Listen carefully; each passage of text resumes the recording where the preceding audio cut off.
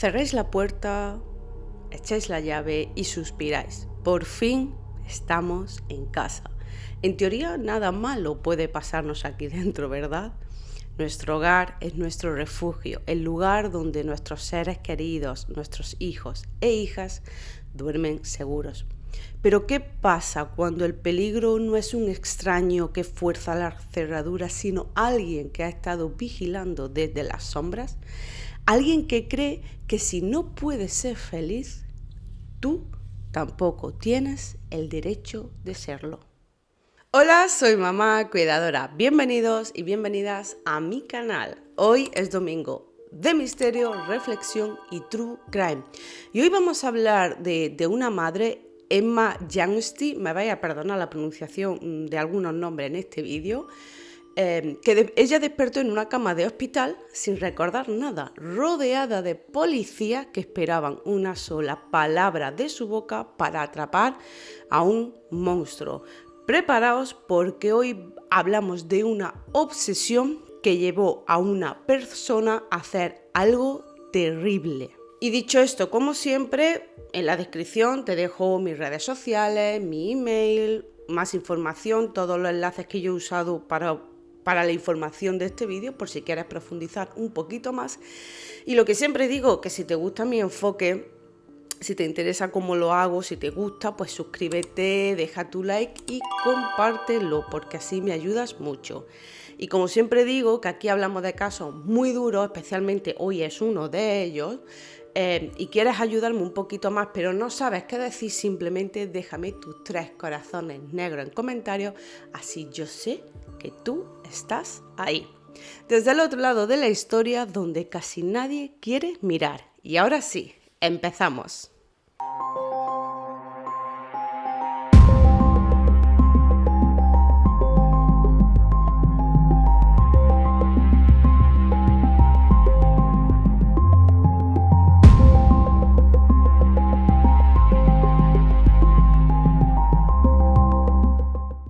Hoy viajamos hasta la tranquila Arboga, en Suecia, por eso lo de que me perdonéis la pronunciación de algunos nombres.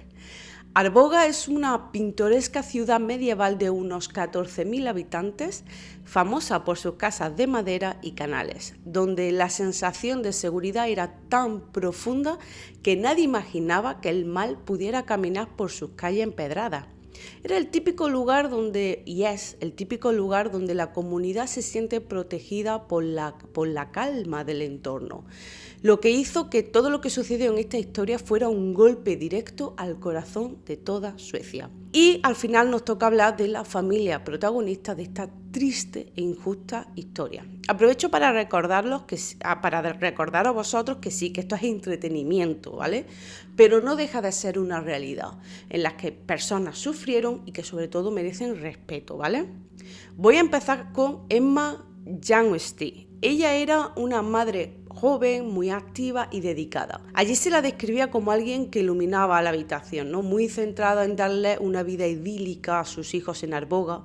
En el momento de los hechos, Emma trabajaba en el sector servicios, ¿no? Concretamente en una cafetería, panadería local. Sus compañeros siempre la describieron como una trabajadora impecable, alegre y muy sociable. Su vida giraba en torno a su trabajo y sobre todo a organizar planes con sus hijos al salir de su turno. No era una mujer de conflictos, su vida era transparente. No tenía deudas, nada, tenía su vida en orden.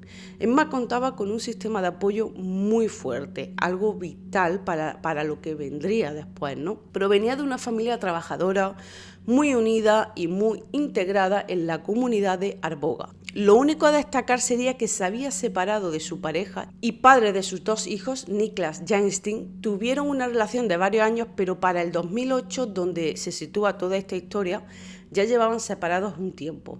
A pesar de la ruptura, mantenían una relación excelente por el bien de Max y Saga. Eran el ejemplo perfecto de copaternidad responsable.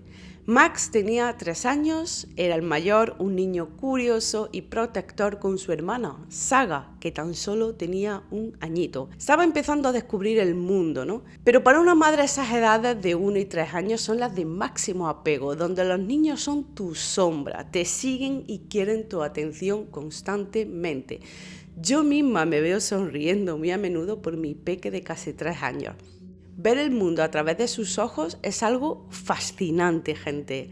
Ver el momento en el que descubren cosas cotidianas, sus expresiones tan exageradas y adorables, y que con mi hijo mayor, debido a su pluridiscapacidad, a su daño cerebral, no pude experimentar en mi primera maternidad. Por eso cuando mi osete menor, que es así como yo lo llamo, me mira con esos ojos tan grandes, llenos de curiosidad y me dice: mamá, a mí se me derrite el alma. Y por eso historias como las de hoy me duelen, porque me pongo en la piel de las víctimas y la rabia y la desesperación y el dolor que debieron sentir es inimaginable.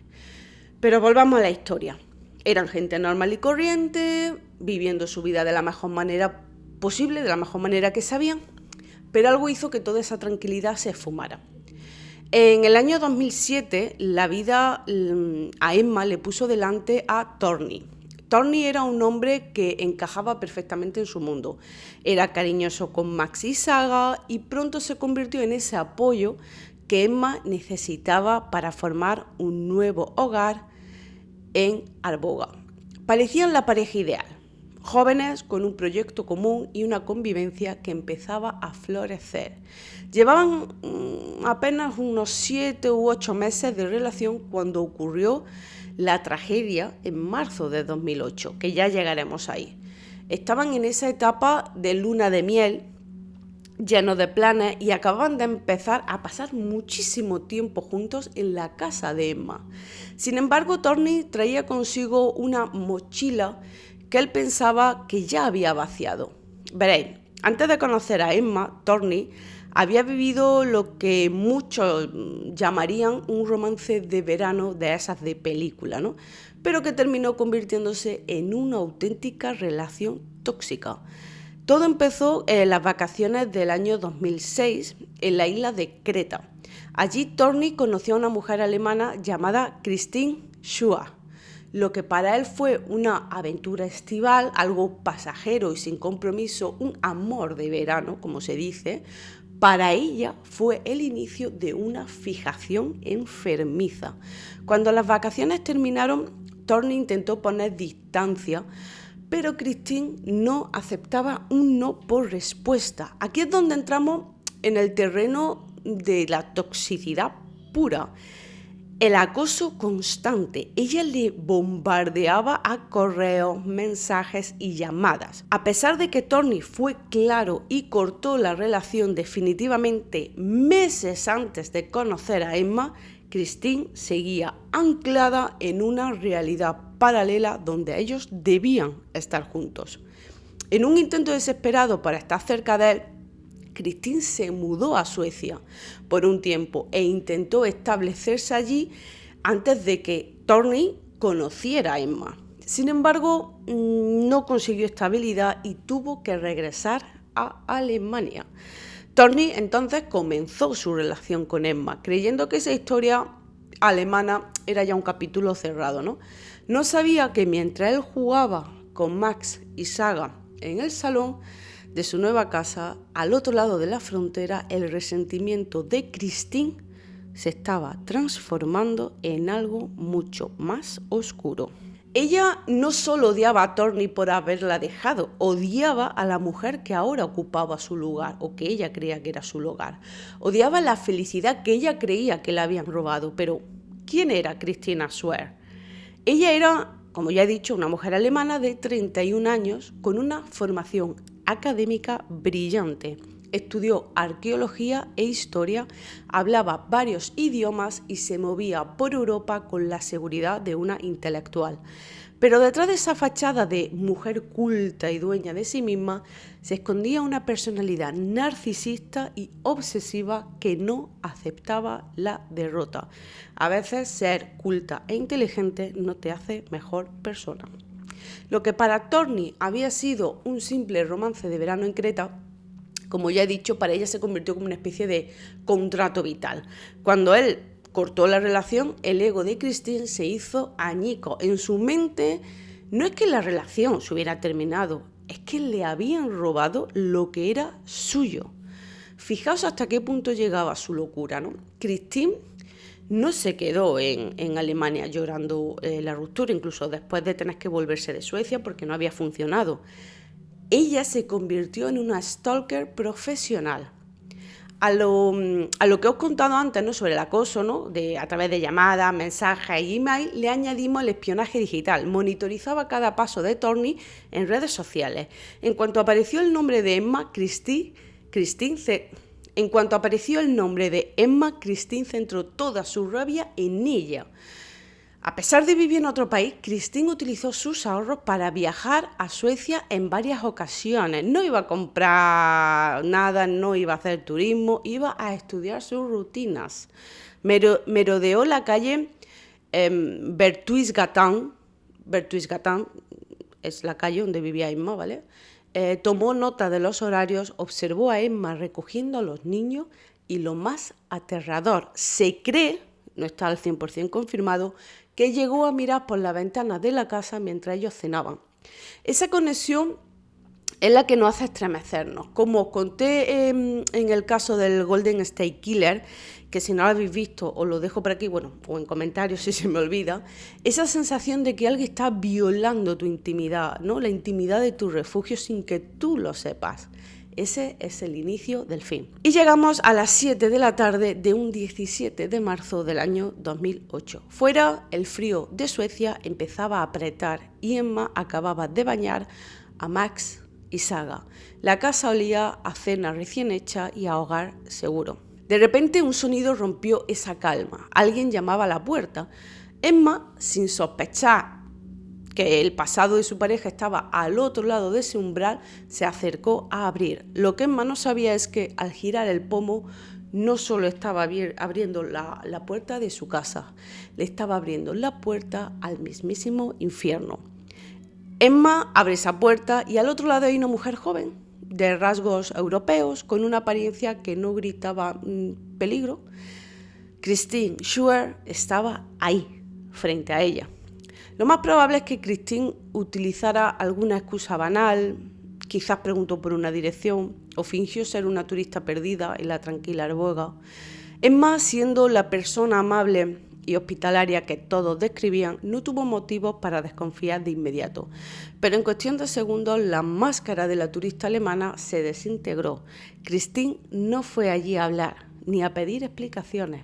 Entró en la casa con una violencia que Emma no pudo procesar, no pudo reaccionar. El objeto que Christine llevaba en su maleta, ese objeto contundente que se convirtió en el protagonista de la escena. Emma fue la primera a recibir el impacto. No hubo una pelea justa, fue una emboscada. Christine le golpeó repetidamente en la cabeza con una saña que solo nace de un odio profundamente alimentado durante meses. Pero lo más desgarrador, lo que nos hace dar ese grito de indignación como madres y padres, es lo que ocurrió después. Emma cayó al suelo, gravemente herida, perdiendo el conocimiento y muchísima sangre. En ese momento la casa quedó a merced de Christine. Max y Saga estaban allí. Dos niños, repito, de 3 y 1 año que no entendían por qué esa desconocida estaba en su salón. Christine no tuvo piedad, no se detuvo a ver sus caras. Para ella, esos niños no eran seres humanos, no eran extensiones de la felicidad de Torni y Emma, y por lo tanto no debían existir. Lo que os voy a contar ahora es la parte más dura, pero creo que es necesaria para entender a qué clase de ser nos estamos enfrentando. No voy a ser muy explícita, pero si esto te perturba de alguna manera, pasa un poquito más adelante, ¿vale? Las autopsias de Max y Saga no solo fueron fundamentales para el juicio, sino que dejaron a la Fiscalía y a la policía sueca en un estado de shock absoluto. Los informes confirmaron que la mecánica del ataque fue la misma para los dos niños, ¿no? Golpes directos y repetidos con un objeto contundente, pero lo que revela la verdadera naturaleza de Christine es el ensañamiento. Cada niño recibió aproximadamente 15 impactos, principalmente en la cabeza y en la parte superior de su cuerpo. 15 veces. A unos niños de 3 y 1 año. ¿Sabéis el tiempo que se tarda en dar 30 golpes? La violencia fue de tal magnitud que los médicos determinaron que las lesiones cerebrales eran masivas. Aún así, los niños no fallecieron de forma instantánea, lucharon por su vida durante los minutos siguientes y para cuando los paramédicos llegaron a la casa intentaron maniobras de reanimación desesperadas, pero la destrucción física era irreversible. Sus lesiones no eran compatibles con la vida. Lo que más indignó a los peritos fue la hazaña. Christine no dio un golpe y huyó, se quedó allí, descargando su arma una y otra vez sobre esos dos niños que, repito, 1 y 3 años. Para la Fiscalía, esto no fue un ataque de locura momentánea, sino una ejecución sistemática. Ella quería asegurarse de que no quedara ningún superviviente. Tras cometer el crimen, Christine no mostró signos de desorientación ni pánico. Actuó con una frialdad mecánica, salió de la vivienda en la calle Berchtesgaden y se dirigió a pie hacia la estación de tren de Arboga. Sabemos esto porque las cámaras de seguridad de la estación la captaron con total claridad. En las imágenes se la ve caminando hacia el andén poco después de la hora en la que los forenses sitúan el ataque. No hay rastro de sangre visible en su ropa ni una actitud sospechosa que alertara a los viajeros. Era, a ojos de todos, una pasajera más. Tomó el tren hacia Estocolmo y esa misma noche utilizó un billete de avión que ya tenía comprado para regresar a Alemania. Respecto al arma, los investigadores nunca lograron recuperarla. Sin embargo, el análisis de la herida y la trayectoria de los golpes permitió a los expertos concluir que Christine utilizó un martillo de carpintero o un objeto de peso y dimensiones similares, ¿no? Se cree que se deshizo de esta arma en algún punto del trayecto entre Arboga y el aeropuerto, ¿no? Para eliminar la prueba física más incriminatoria. Alrededor de las 7 de la tarde, Torny llega a casa. Al abrir la puerta no le recibe el ruido de esos niños jugando, sino un silencio sepulcral. Al entrar al salón se encuentra con una escena de guerra. Emma, Max y Saga están en el suelo sobre un charco de líquido vital rojo. Entendedme, no puedo decir muchas veces esa palabra porque YouTube me banea. Torny, en un estado de shock absoluto, llama a emergencia. Su voz, grabada en los registros de la policía, es la de un hombre roto. Escuchar ese audio es desgarrador y he optado por no ponerlo aquí, ¿vale? Pero bueno, mientras llegaban las ambulancias, él intenta comprender qué ha pasado. No hay rastro de robo, no hay puertas forzadas, solo violencia pura. La policía de Arboga acordonó la calle Berchtesgaden de inmediato. En los primeros minutos la confusión fue total, ¿no? Los paramédicos se llevaron a los 3 cuerpos en un intento desesperado por salvarlos, pero al llegar al hospital se confirmó la tragedia, como ya he comentado antes, que lo que le pasó a los 2 pequeños, ¿no? Max y Saga efectivamente habían fallecido. Sin embargo, aquí ocurre el primer giro de guión de esta historia. Contra todo pronóstico médico, Emma estaba viva. Había recibido golpes brutales en la cabeza, pero su corazón no se rindió, siguió latiendo. Los médicos la indujeron en un coma para intentar salvar su cerebro, ¿no? Días después, Emma abrió los ojos, pero no es un despertar de alivio. Debido al trauma físico y psicológico, Emma sufría una amnesia postraumática grave. No recuerda el ataque, no recuerda quién entró en su casa y lo más desgarrador, no sabe que sus 2 pequeños han fallecido. Imaginaos por un momento a los médicos y a la familia. Tienen delante a una mujer que lucha por su vida y que pregunta por sus niños.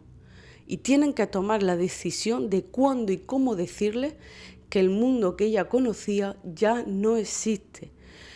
Fue un proceso de semanas en el que Emma tuvo que reaprender su propia tragedia, ¿no? Mientras Emma luchaba en el hospital, fuera se estaba librando otra batalla. La policía sueca, presionada por la brutalidad del caso, aplicó el protocolo estándar. Busca al ex, primero el círculo más cercano y luego van ampliando los círculos hasta encontrar a la persona o determinar que fue un desconocido. En este caso, el ex de Emma era Niklas Ljungqvist, el padre biológico, ¿no?, que recibió la noticia de la muerte de sus hijos, también de la forma más cruel posible, no siendo detenido como principal sospechoso. Fue interrogado durante horas, sufrió el juicio social de un pueblo que quería un culpable. Tuvo que llorar la muerte de Max y Saga desde una celda. Niklas siempre mantuvo su inocencia y finalmente su coartada fue comprobada. Él no estaba en Arboga en el momento del crimen, pero el daño ya estaba hecho. Mientras el verdadero monstruo, Kristin, estaba en Alemania siguiendo las noticias por internet, la policía sueca estaba perdiendo un tiempo precioso persiguiendo a un padre destrozado. La policía no tenía pistas, la clave de todo estaba encerrada en la memoria de que Emma intentaba recuperar en esa cama de hospital. Y claro, mientras Emma estaba en ese hospital, el tiempo fuera se detuvo para su familia, pero corría a toda velocidad para la policía.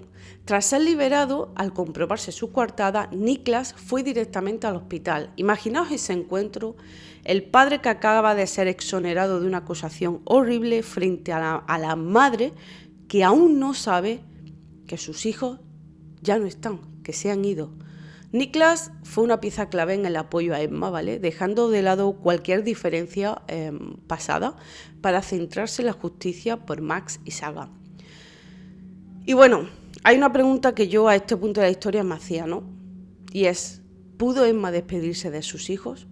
¿Pudo acudir a esa despedida? Y la realidad es tristísima, y es que los funerales de Max y Saga se celebraron mientras Emma todavía estaba gravemente herida y en proceso de recuperación.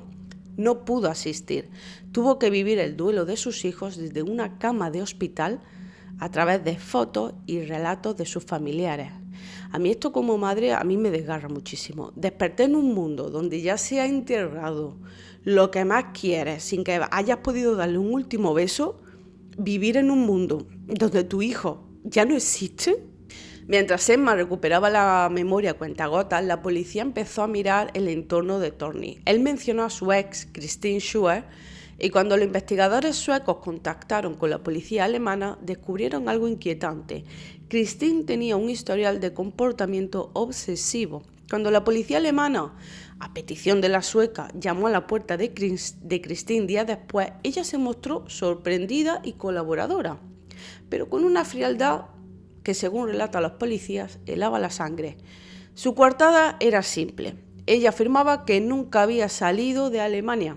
Dijo que el día 17 de marzo estuvo en su casa, siguiendo su rutina habitual. Sin embargo, su mente de historiadora acostumbrada a los detalles cometió errores fatales que la policía no tardó en desmontar. Registraron su ordenador en Alemania y aunque ella borró los historiales, los peritos informáticos encontraron búsquedas sobre Arboga, horarios de trenes y mapas de la calle de Emma. También la policía encontró los registros de compra de los billetes de avión y tren a su nombre que coincidían exactamente con las horas del crimen. Y las cámaras, claro, cuando le mostraron las imágenes que he comentado antes, ¿no?, cuando a ella se le veía en la estación de Arboga, ¿no?, donde, como he dicho, se le veía claramente. Kristin, sin embargo, no se derrumbó, simplemente decidió quedarse callada, guardó silencio. Kristin entonces fue detenida en Alemania inicialmente, pero fue extraditada a Suecia para enfrentarse al juicio, gracias también a las pruebas biológicas ADN que encontraron en la casa de Emma y sus hijos y evidentemente la prueba irrefutable de las imágenes de vídeo de ella allí. Mantuvo esa actitud fría durante todo el proceso, ¿no? Una mezcla de desprecio hacia los investigadores y un silencio absoluto sobre lo que hizo con el martillo. Para ella, admitir el crimen era como bajar al nivel de los demás, y ella siempre se creyó por encima de todo el mundo y de la ley. El momento clave ocurrió cuando Emma mirando fotos de sospechosos, en un momento se detuvo, ¿no? en una foto concreta, ¿no? Y digamos que su cerebro hizo el clic que necesitaba. A ver, esto lo cuento yo muy así, pero evidentemente fue un proceso muy largo, ¿no? Entre Emma estando en el hospital, despertando del coma, su rehabilitación física, su luto, o sea, todo lo que le estaba pasando, e intentando ir recuperando trozos de esa memoria perdida, ¿no? La policía iba, le enseñaba fotos, le hablaba, tal, para intentar despertar quizá esa parte que estaba desaparecida. Y en un momento dado ocurrió ese clic, ¿no? Cuando vio la foto que necesitaban, ¿no? Y ya te digo, o sea, a pesar de la amnesia inicial, el rostro de Christine estaba grabado a fuego, evidentemente, en su subconsciente, como lo último que vio antes de que todo se volviera oscuro. Y como os podéis imaginar, el juicio en Suecia fue mediático y tenso. Christine Schuer mantuvo una actitud que indignó al país, y yo creo que a cualquiera que la viera, ¿no? Frialdad, silencios prolongados y una mirada desafiante. Nunca mostró un ápice de arrepentimiento. Se defendió diciendo que ella era la víctima de una conspiración policial. Al final fue condenada en el año 2009 a cadena perpetua por el asesinato de Max y Saga y por el intento de asesinato de Emma. Y fue trasladada a la prisión de mujeres de Heisenberg, la más segura, digamos, de Suecia. Christine ha tenido que ser vigilada de cerca y en ocasiones aislada. En las prisiones, yo creo que los crímenes contra los niños son los más repudiados. Justicia de patio lo llamo yo, o lo llaman. Sinceramente, chicas y chicos, aquí os voy a dar mi opinión. Si tiene que vivir con miedo dentro de esas paredes por lo que le hizo a dos pequeños de 1 y 3 años, no seré yo quien derrame una lágrima. Hay acciones que te quitan el derecho a la compasión. A día de hoy, Christine sigue manteniendo su inocencia. La audacia. Ha intentado apelar su sentencia varias veces, la última en el año 2012 ante el Tribunal Supremo, pero todas, afortunadamente, han sido rechazadas. No ha dado entrevistas, ni arrepintiéndose, ni hablando, ni nada. Sigue anclada en ese narcisismo, viendo el caso como un error judicial. La tragedia fue, evidentemente, muy pesada para la relación, ¿no?, de Emma y Tony. Intentaron seguir adelante, pero el dolor y el hecho de que el monstruo viniera del pasado de él terminaron por fracturar a la pareja, como es lógico, ¿no? Se separaron un poco después del juicio. Emma a día de hoy yo creo que es un ejemplo de resiliencia increíble. Ella se volvió a casar y años después ella volvió a ser madre. Ha dado declaraciones muy valientes en documentales suecos, donde dice que aunque su dolor por Max y Saga nunca se va, decidió no dejar que Christine le arrebatara también su derecho a ser feliz y su futuro, ¿no? Emma mantiene viva la memoria de sus hijos a través de redes sociales y de actos de concienciación, recordándolos no por cómo murieron, sino por cómo vivieron. Emma tuvo que despertar en un mundo sin sus hijos, pero con la fuerza necesaria para señalar a su asesina. Después de atravesar ese infierno de perder a Max y Saga y de recuperarse de las secuelas físicas del ataque, pues por ejemplo tuvo que volver a aprender a caminar, ¿no?, pues debido a las lesiones cerebrales. Emma eventualmente volvió a sonreír. Y como he dicho, unos años después de la tragedia de separarse de Tony, pues Emma rehizo su vida con una nueva persona y ha sido madre nuevamente de 2 niños más. El primero nació un año después del juicio y posteriormente tuvo el otro. Emma además es bastante activa en redes sociales, donde comparte fotos de su vida actual, pero siempre intercalando recuerdos con Max y Saga. Cada año, en el aniversario de su muerte o en sus cumpleaños, le dedica mensajes. Emma Youngsti decidió que su historia no terminaría en aquella tarde de marzo. Hoy su vida es un testimonio de que, aunque te arrebaten casi todo, el amor de una madre es una fuerza que ni el más cruel de los ataques puede destruir. Max y Saga siempre estarán en su corazón y su sonrisa de hoy es la derrota definitiva de Christine. Y hasta aquí el vídeo de hoy. terrible, desgarrador. Yo lo he pasado mal mientras investigaba esta historia, y luego otra vez durante esta grabación, no sé si a la hora de hacer la edición podré hacer los cortes y veréis o no, pero lo he pasado regular, la verdad. Porque yo tengo a mis hijos, ¿no? Y siempre he tenido mucha facilidad para ponerme en la piel de la otra persona. Y con este caso me ha pasado eso. No podía dejar de pensar en mi hijo, porque es que es tan terrible lo que Christine hizo. ¿En qué cabeza cabe? O sea, me cuesta mucho entender el razonamiento de este monstruo, ¿no? De esta persona. Es que el mundo sin duda es un lugar oscuro y lleno de maldad, y hay gente... Y yo sé que hay gente que dice que vivir en la ignorancia es vivir tranquilo y en paz. Pero aunque creo que esto, por una parte, es verdad, también pienso que vivir en la ignorancia te arrebata la oportunidad de aprender a protegernos. Conocer los peligros es lo que nos ha mantenido a salvo como especie a lo largo de las generaciones. Para mí, consumir este tipo de historias no es solo entretenimiento, es educar el instinto.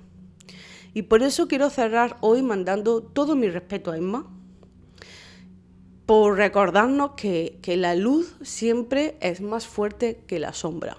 Por eso cuidaros mucho, estad alerta y nunca desestiméis esa sensación de que algo no encaja. A veces ignoramos una señal extraña porque no queremos pensar mal o por no parecer paranoicos, pero recordad que vuestro instinto es vuestra mejor herramienta. Y aquí acaba todo, nos vemos en el próximo vídeo. Adiós.